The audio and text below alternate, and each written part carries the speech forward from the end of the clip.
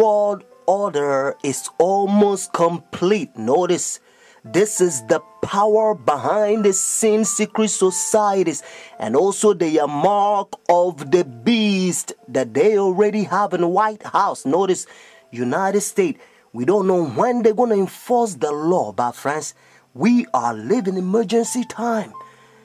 Today you're going to find out the power, and you're also going to know the mark of the beast so that you can escape, because the Bible places a fearful curse for those who receive the mark of the beast. So watch this. Thank you so much. It's a great honor for me. Thank you so much. Friends, this is so-called the mother of the church that control the whole world. And what is Illuminati, all them secret society, including the New World Order. Notice, friends, a lot of good Christians in Roman Catholic Church that they don't understand the history of their church. Friends, Constantine was a pagan king in Rome. Notice, and he's the one who united church and state together. And this is what happened. When the pagans, when they brought statues and a lot of things in the church because they wasn't converted. So they began to change a lot of rules, and then they make people pay for their sin, and the people confess their sin to mankind. Sometimes they corrupt with wine. They call them priests. They make people bow down and kiss and worship the statue, idols that they give them Christian names. And so when the Protestants, notice, Protestants are the Sunday churches, they are forefathers. When they stood up and protest against human rules, idol, pagan, statue, traditions, and a lot of things that, they brought them in the church, they began to torture and persecute them. And so they set up the Jesuit order. Notice, during 1500, and then the Jesuit also, they create Masons, how they can destroy the Protestants or Protestants. And now they have all kinds of groups, because they create one group and they create another, what is a Skull and Bones or whatever groups that you might call it. I don't have to mention all of them, their names, but notice, and now they control the whole world, the New World Order. They walk smooth, they pretend like they are Christians, but their heart is not converted. And their Jesuit order also infiltrate politics. Notice, and they also set up democracy and United Nations, how they can control the whole world, the New World Order. Friends, and they're fooling the world because they make different groups, notice, and they make them play games like who's going to win and who's going to lose. But unfortunately, friends, if you're not part of secret societies, you're not allowed to become a president. And now they join the whole world money. That's why the whole world is in a financial crisis. Notice, friends. And just in case you went out and you think, well, maybe United States, we go to war in Iraq and different countries. That's why we run out of money, friends. You have to ask yourself another question. If we cut money, notice, why are we going to run out of money? Do we need a diamond, gold to cut money? We don't. We live in the high-tech world, friends. Why we don't run out of technologies? Friends, even if the United States go to war, that's why we run out of money. Why every country also own money, friends?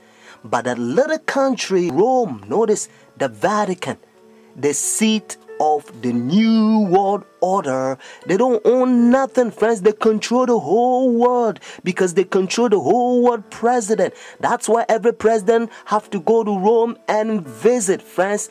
Watch this. Benedict XVI heads to the U.S. this coming week for his first visit here since being elected Pope 3 years ago.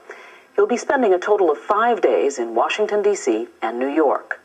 The Vatican released a video message from Benedict urging Americans to pray for the trip. Benedict arrives in Washington Tuesday. The next day, he'll have a private meeting with President Bush at the White House, where the war in Iraq is expected to be high on the agenda. On Friday, Benedict travels to New York, where he will address the United Nations General Assembly. The UN event was his original reason for coming to the U.S., and many experts believe that speech could be the most important of his trip. Kim Lawton takes a look at the unique role the Pope and the Vatican play on the world stage. Soviet leader Joseph Stalin was once questioned about the influence of the Vatican. Stalin is famously said to have replied, "The Pope, how many divisions has he got?" The answer, as it turns out, is more than Stalin and many others might have guessed. Experts say the Pope and the Vatican wield considerable global influence. They don't have economic engines they have to feed. They don't have armies. They don't have land. The Vatican is only 106 acres. It's the smallest nation state in the world, but it is a huge moral, spiritual superpower.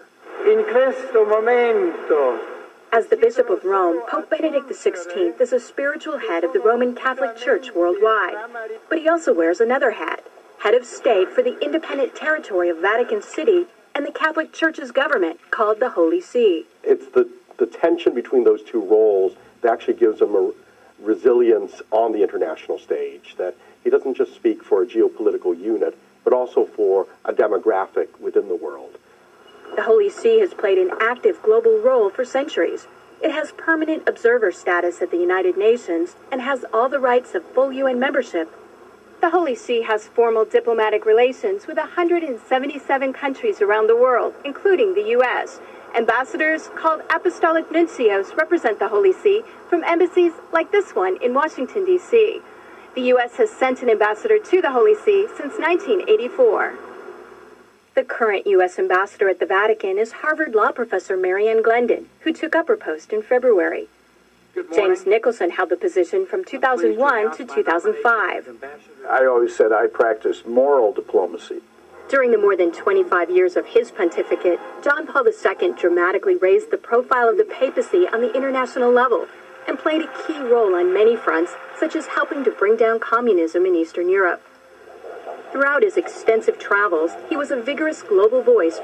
Benedict has continued that advocacy, which experts say reflects foundational Catholic beliefs. But times have changed since John Paul became Pope.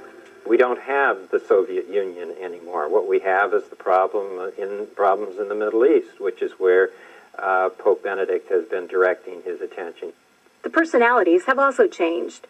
Whereas John Paul, if you look at the entire pontificate, was very much outwardly oriented toward the church and the world. During a visit to Turkey, Benedict made a high-profile visit to a mosque. On the one hand, a great deal of setback and dialogue certainly occurred. On the other hand, after the initial setback, a number of modern Muslim scholars actually wrote to the Pope, 138 of them, and said, well, we have some differences clearly, but now that they're highlighted, maybe we should engage in a dialogue. And so a process of dialogue has begun. But Benedict again generated controversy in the Islamic world on the Saturday before Easter, when he baptized a prominent Muslim journalist at a service in St. Peter's Basilica. It could have occurred anywhere. The parish priest could have done it very quietly, discreetly. But I think the Pope chose to do it himself. The Iraq War has been another foreign policy challenge, beginning with John Paul's papacy.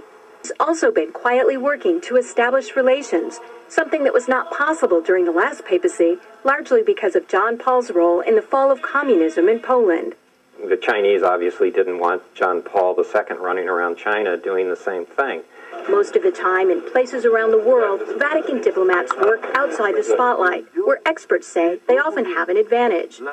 Some question how much government leaders of today truly listen to what the Pope has to say. And that, observers say, is a moral authority that can't be measured by economic strength or military divisions. A moral authority Benedict hopes to draw upon when meeting with U.S. officials and speaking before the United Nations. I'm Kim Lawton in Washington. You came from the conference Heiligendamm. I did, your old country. Yes.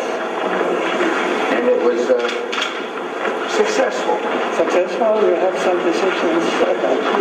It's not so easy with all